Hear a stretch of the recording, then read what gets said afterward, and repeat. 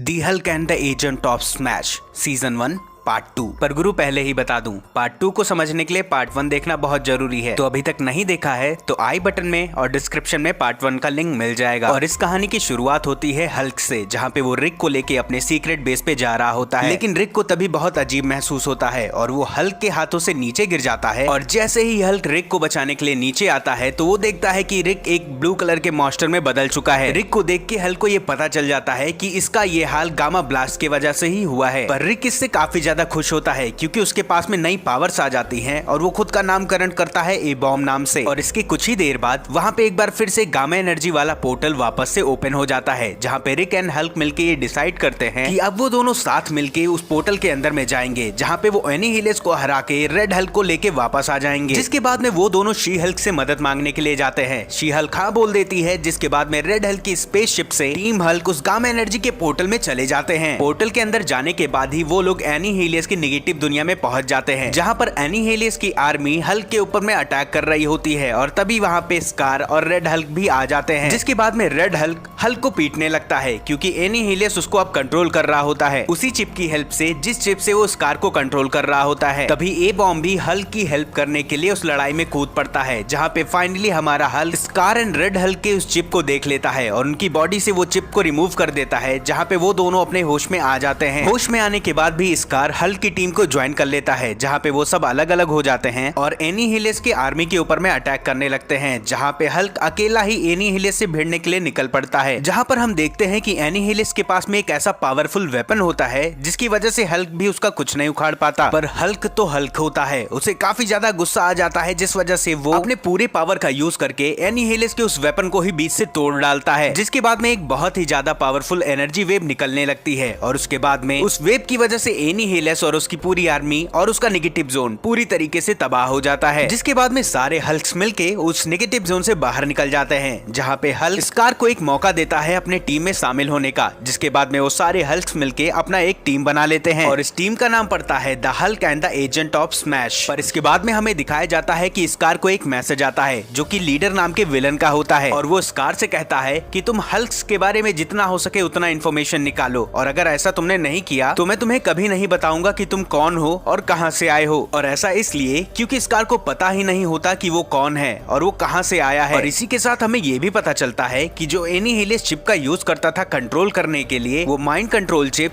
Leader ही एनीहिलेस को provide करता था। जहां पर हम देखते हैं कि स्कार और द लीडर की सारी बातें हल्क चोरी छुपे सुन रहा होता है। अब स्कार कौन है, वो कहां से आया है और उसके पेरेंट्स कौन हैं, एंड इसके अलावा क्या वो टीम हल्क को धोखा देगा, ये हमें एपिसोड 3 में पता चलेगा।